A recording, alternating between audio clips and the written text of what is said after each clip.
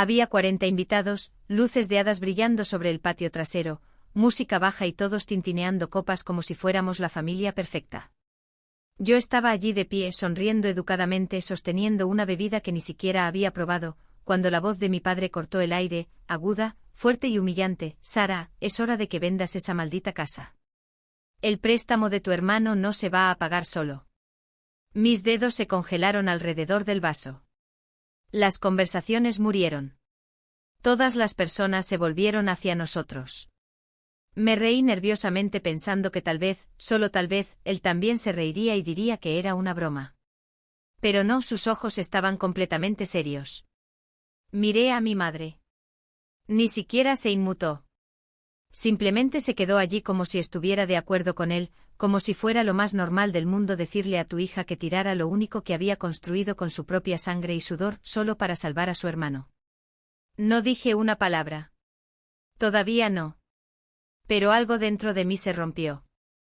Pensaron que me quedaría callada como siempre lo había hecho, que asentiría y me lo tragaría como cientos de veces antes, cuando me hacía sentir menos que su niño de oro. Pero esta vez había terminado de interpretar a la hija obediente. Miré a mi hermano, Ryan, parado allí con su camisa de marca y su Rolex falso, actuando como si perteneciera a la portada de una revista. Bueno, la verdad era que no podía pagar el préstamo de su auto, y mucho menos su creciente deuda. Ni siquiera parecía avergonzado. Simplemente sonrió como si supiera que cedería. Y tal vez lo habría hecho hace años. Cuando todavía anhelaba su aprobación. Cuando pensaba que familia significaba sacrificio y silencio. Pero esa versión de mí ya no existía. Dejé mi vaso suavemente fingiendo que estaba tranquila. Pero por dentro mi corazón latía con fuerza. No por miedo, o no. Por contención, porque quería gritar. Quería gritar a todo pulmón lo injusto que era todo. Pero no lo hice. Simplemente sonreí y dije las 7 palabras que hicieron que todas las personas en ese patio trasero dejaran de respirar. Luego comenzaron a empacar. Tienen 30 días. La cara de mi padre se torció. ¿De qué estás hablando? Incliné la cabeza, saboreando el momento. ¿De verdad no lo sabes? La multitud murmuró. Los susurros flotaron alrededor. Mi madre parecía confundida. La mandíbula de mi hermano se apretó. Me incliné ligeramente, mi voz fría. Han estado viviendo en mi casa, y ahora la quiero de vuelta. Un silencio tan denso que me dolían los oídos. Y mientras sus rostros palidecían bajo las luces de cadena, supe que esto era solo el comienzo. Pensaron que me conocían. Pero estaba a punto de hacer algo que nadie jamás había imaginado. La gente siempre asumió que lo tenía fácil. Que porque era tranquila, educada y nunca causaba una escena, debía ser la hija favorita. Estaban equivocados. Desde el principio fue Ryan. Ryan con los grandes ojos marrones y ese encanto falso que usaba como un traje de diseñador. Mis padres actuaban como si hubiera nacido para ser grande. Cada vez que fracasaba, culpaban al mundo. Cada vez que yo tenía éxito, actuaban como si fuera suerte. Saqué sobresalientes. Ellos asintieron. Ryan aprobó con un suficiente raspado. Celebremos. Trabajó tan duro. Para cuando tenía 15 años, lo había descubierto. Las reglas en nuestra casa no se aplicaban por igual. Yo cocinaba la cena mientras Ryan jugaba videojuegos. Yo estudiaba para becas mientras ellos pagaban su matrícula una y otra vez porque seguía abandonando todas las universidades en las que se matriculaba. Y nunca dije una palabra. Tuve 2 trabajos durante la universidad. Llegaba a casa tarde con los pies doloridos, mientras mamá empacaba la comida favorita de Ryan para él porque estaba demasiado estresado para cocinar. Vaciaron parte de su fondo de jubilación para comprarle un auto nuevo cuando le embargaron el viejo. Cuando pedí un pequeño préstamo para ayudar a cubrir el pago inicial de un estudio, papá me miró como si le estuviera pidiendo que vendiera un riñón. Eres independiente, Sara, dijo. Siempre te las has arreglado. No nos preocupamos por ti. Esa frase se me quedó grabada. No nos preocupamos por ti. Sonaba como un cumplido hasta que me di cuenta de que era un código para «estás sola». Incluso cuando conseguí un trabajo de tiempo completo justo después de graduarme, llegué a casa y encontré a Ryan en la sala de estar, sin trabajo de nuevo, contándoles a nuestros padres sobre su nueva idea de startup. Y una vez más, aplaudieron como focas orgullosas. Esa startup fracasó en 6 meses. ¿Y adivinen quién pagó las facturas de su tarjeta de crédito de nuevo? No fui yo. Pero esperaban que lo hiciera. En silencio como siempre. Recuerdo una noche, lloviendo a cántaros afuera. Llegué a casa empapada después de quedarme hasta tarde en la oficina. Mis zapatos chirriaban con cada paso. Entré en la cocina y mamá dijo, no gotees por todas partes. Ryan está dormido. No lo despiertes. Ese fue el momento en que dejé de intentar pertenecer. Empecé a planificar mi propia vida, centímetro a centímetro. Ahorré cada bonificación. Viví por debajo de mis posibilidades. Dejé de compartir mis logros porque no se celebraban de todos modos. Finalmente compré mi propia casa. La casa de mis sueños. Sin cofirmantes, sin limosnas, solo yo. Y en el momento en que compartí la noticia, papá preguntó si la pondría en el fideicomiso familiar. Mamá preguntó si Ryan podría mudarse a la habitación de invitados, solo por unos meses. Fue entonces cuando supe que para ellos yo era el plan B, el saco de boxeo emocional, la hija de oro convertida en chivo expiatorio. Pero ya no iba a callarme. Habían construido su mundo sobre la suposición de que yo siempre sería la que se sacrificaría. Ahora iba a mostrarles lo que sucedía cuando la callada deja de ser amable. No era solo una casa. Era mía. Cada ladrillo, cada tabla de piso pulida, cada llave en ese llavero representaba años de ajetreo, de tragarme mi orgullo, de escuchar no y seguir adelante. No tenía una hada madrina, ni un tío rico, ni una herencia secreta. Solo una hoja de cálculo, pura fuerza de voluntad y una promesa silenciosa a mí misma: algún día entraré en un lugar que nadie pueda quitarme. Y lo hice. El día que obtuve las llaves, lloré sola en la sala de estar vacía. Sin champán, sin familia animándome, solo yo y las paredes que ahora albergaban mi libertad. Pero la libertad en mi familia venía con condiciones. Cuando mencioné por primera vez la casa, las primeras palabras de mi madre no fueron, estoy orgullosa de ti. Fueron, vaya, tan lejos de la ciudad. ¿Estás segura de que estás a salvo allí sola? Traducción, ¿por qué no nos dejaste controlar esto también? Una semana después, Ryan pasó por allí con mi padre. Recorrió la casa como si me estuviera haciendo un favor, señalando cosas como, esta cocina es bonita. Podrías alquilar el sótano en Airbnb y ayudar con nuestra situación. Nuestra situación. Lo que quería decir era su desastre, su cuarto negocio fallido, el SUV de lujo que no podía pagar, el préstamo personal que ahora amenazaba con arruinar su puntaje crediticio. Luego vino la bomba. Papá me sentó y dijo, con toda la falsa calma del mundo: mira, cariño, siempre nos hemos apoyado mutuamente en esta familia. Es hora de que des un paso al frente. Ven de este lugar.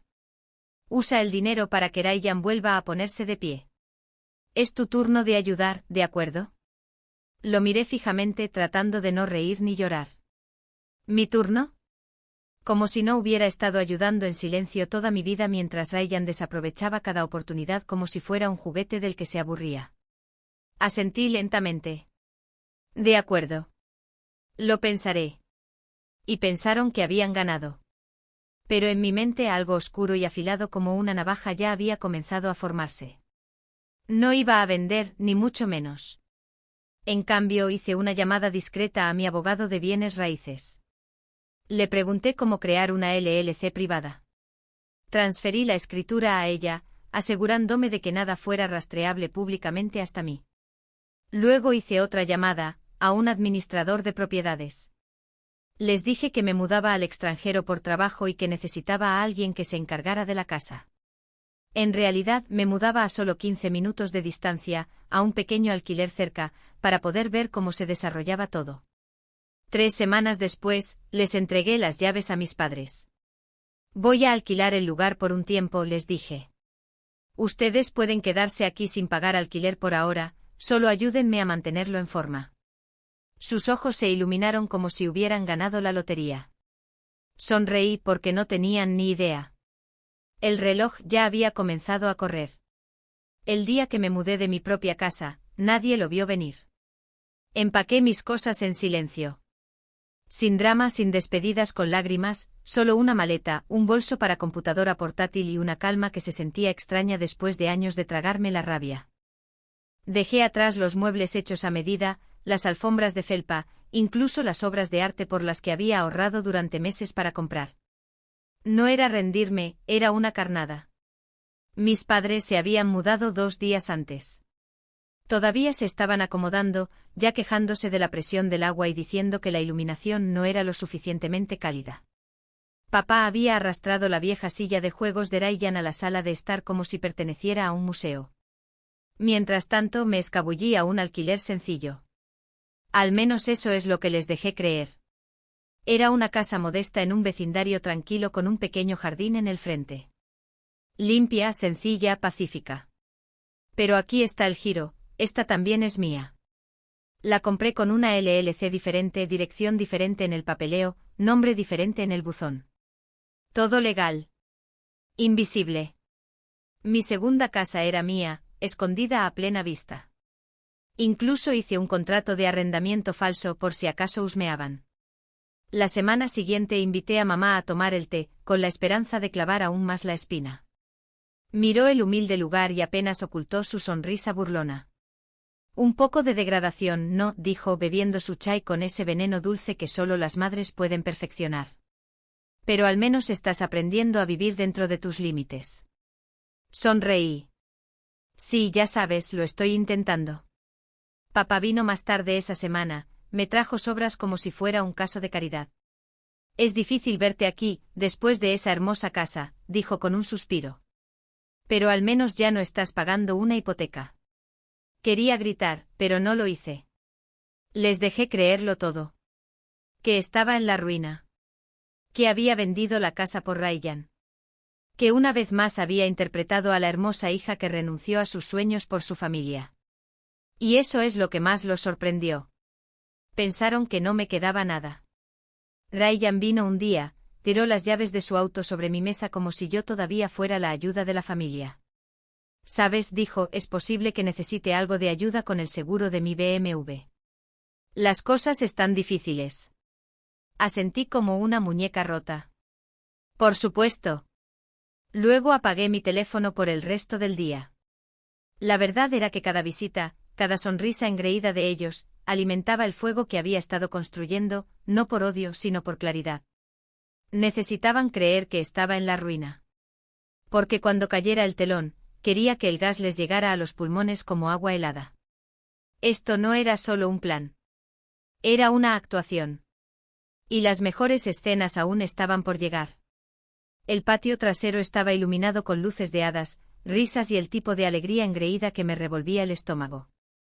Era la fiesta de celebración del préstamo de Ryan. Sí, así la llamaron. Aparentemente mis padres habían logrado milagrosamente pagar sus deudas, y esta noche era un brindis por su nuevo comienzo. Actuaron como si hubieran salvado al mundo. Ni una sola alma sabía que estaban viviendo en la casa que pensaban que yo había sacrificado. Ni una sola persona sabía la verdad. Me quedé callada toda la noche. Sonrisa educada, risa silenciosa. Una copa de agua con gas en la mano que sostuve durante horas.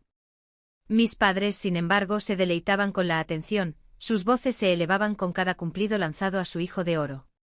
Renunció a todo por su hermano, le dijo mamá a la tía Nazarene lo suficientemente alto como para que los vecinos lo escucharan. Vendió la casa de sus sueños. Criamos a una niña tan desinteresada. Siempre pone a la familia primero, agregó papá con una sonrisa burlona en mi dirección, como si yo fuera una sirvienta obediente que recibía un trofeo de participación. Y entonces sucedió justo en medio del patio trasero. Mientras Ryan pronunciaba un discurso medio borracho sobre la redención y las segundas oportunidades, mi padre hizo sonar su copa para llamar la atención. Solo quiero tomarme un momento para reconocer a mi hija, dijo, señalándome como si fuera un perro. Hizo el máximo sacrificio. Vendió su casa, su sueño por el futuro de su hermano. Todos aplaudieron. 40 personas aplaudiendo una mentira. Luego lo dijo. La frase que rompió algo profundo dentro de mí. Lo hizo sin dudarlo. Y sinceramente, si alguna vez necesitamos que dé un paso al frente de nuevo, sé que lo hará. Eso es lo que hace la familia. Risas, asentimientos, más tintineo de copas. Me puse de pie lentamente. Mis manos no temblaban. Mi voz no se quebró. Había ensayado este momento miles de veces en mi cabeza. Tienes razón, papá. Eso es lo que hace la familia. Miré a la multitud. Pero lo que la familia no hace es mentir, manipular y aprovecharse de la única hija que se ha mantenido por sí misma. El patio trasero se quedó en silencio. Respiré hondo y luego me volví hacia mis padres. Nunca pagaron el préstamo de Ryan. Lo hice yo. Pero no vendiendo mi casa. Mi madre parpadeó como si la hubiera abofeteado. No la vendí, dije más fuerte ahora. Todavía soy dueña de esa casa. Y de la que vivo ahora. También soy dueña de esa. Ambas bajo LLC separadas. Ambas a mi nombre.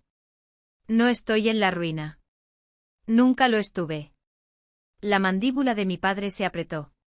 ¿Qué estás diciendo? Estoy diciendo, di un paso al frente, que la casa en la que viven, la que creen que renuncié, son sus inquilinos. Y como su propietaria, les estoy dando un aviso de 30 días para desalojar. El color se les fue de la cara. Alguien jadeó. Miré a la multitud atónita y sonreí. He interpretado a la hija humilde durante demasiado tiempo. Es hora de que viva como la mujer que realmente soy. Luego me senté, bebí mi agua con gas y dejé que el silencio resonara más fuerte que cualquier aplauso. Los días posteriores a la fiesta en el patio trasero fueron como caminar por un campo de batalla, excepto que yo era la única que seguía en pie. Mi teléfono explotó a la mañana siguiente. Llamadas perdidas de mamá, correos de voz de papá. Incluso Ryan tuvo la audacia de enviarme un mensaje de texto llamándome dramática por exponer la verdad frente a todos. Dijo que debería haberlo mantenido en la familia, como si mantenerlo en la familia no me hubiera quemado hasta los huesos. Pero me quedé callada. Los dejé sentarse en la incomodidad. Una semana después, mi abogado entregó una notificación formal a la casa, mi casa. Era un desalojo limpio, educado, redactado legalmente. 30 días para desalojar con efecto inmediato. Sin amenazas, sin malicia, solo negocios. Mamá llamó al instante. Esta vez no gritó. Suplicó, Sara, cariño, por favor, ¿a dónde iremos? ¿Cómo pudiste hacerle esto a tus propios padres? No me inmuté. De la misma manera que me hacen sentir culpable para que renuncie a todo, respondí con voz gélida. Esa casa fue mi recompensa por una década de sacrificio. La trataron como un peón. Solo estoy recuperando lo que siempre fue mío. Papá no llamó. Envió un correo electrónico. Una línea, has avergonzado a esta familia. Tampoco respondí a eso. No lo necesitaba. Mientras tanto, la noticia se extendió como la pólvora por la familia. Las tías llamaron para ver cómo estaba, lo que en realidad significaba recopilar chismes.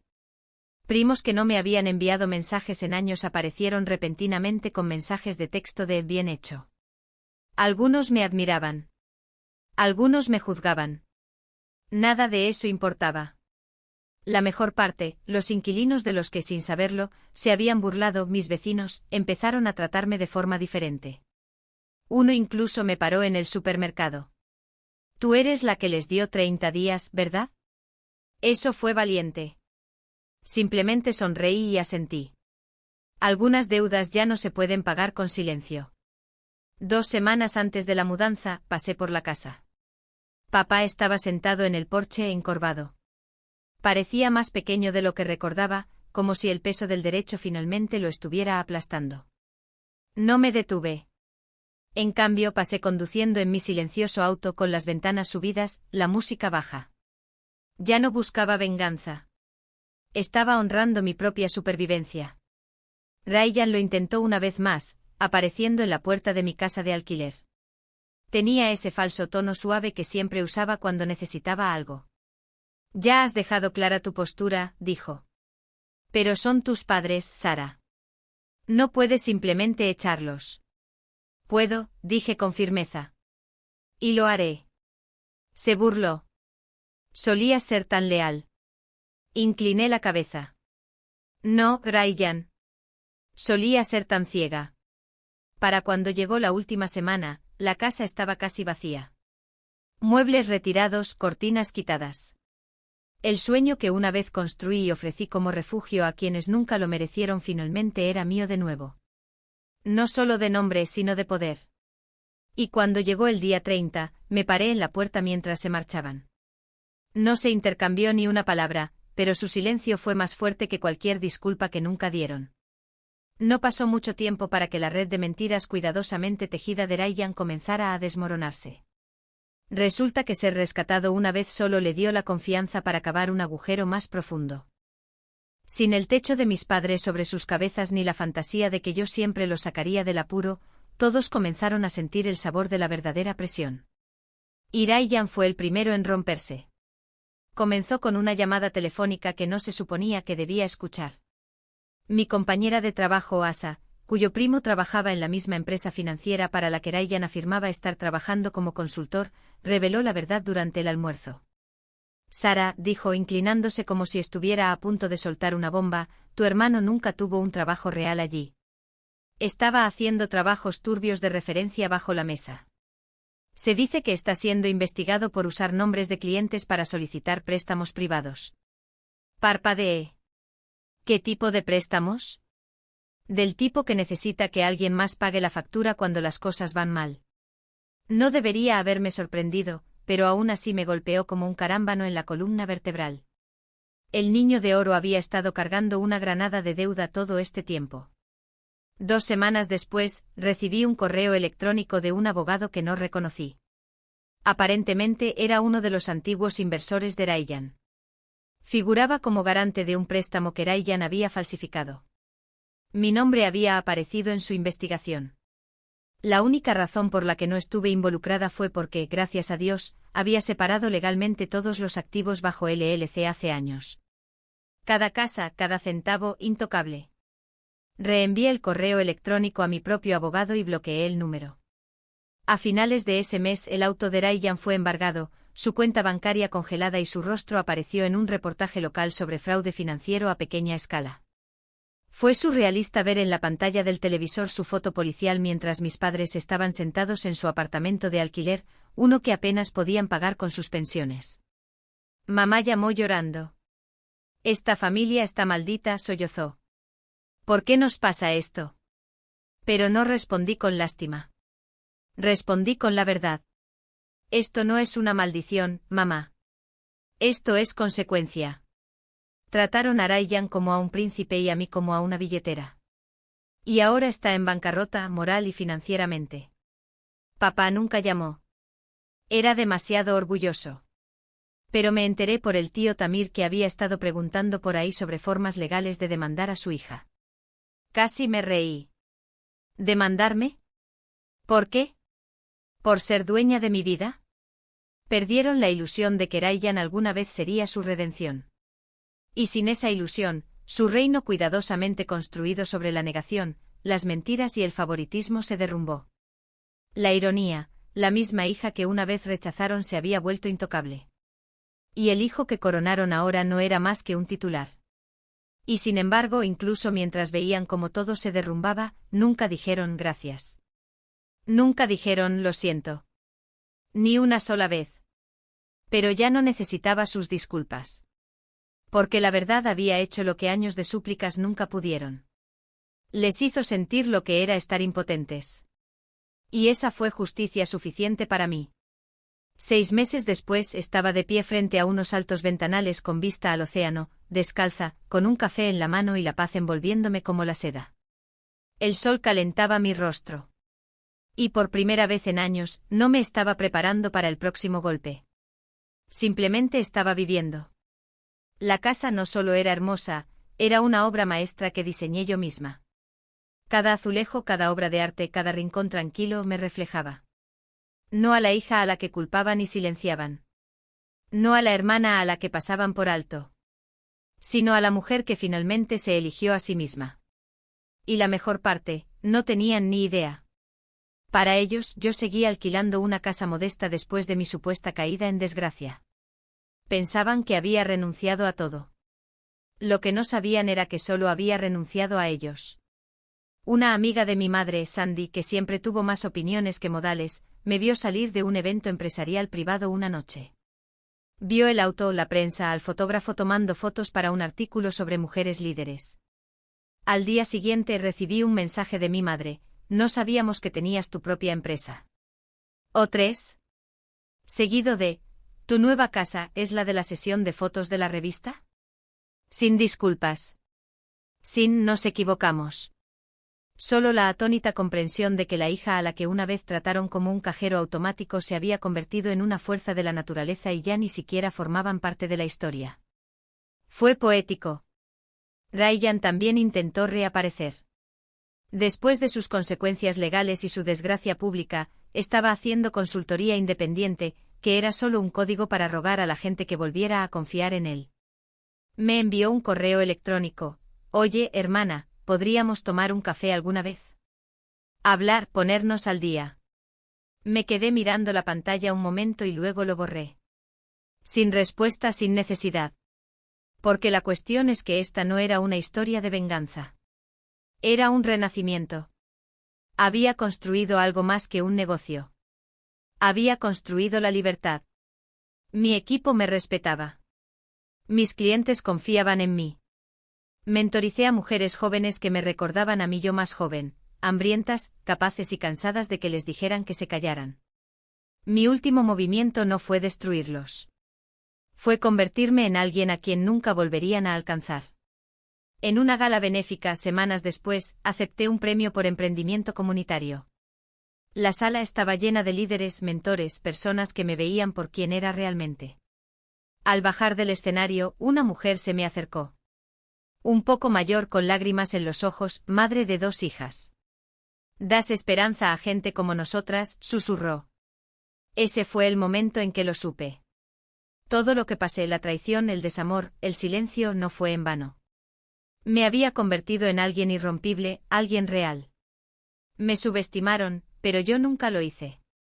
Y ahora ya no era la hija de oro a la que despreciaban.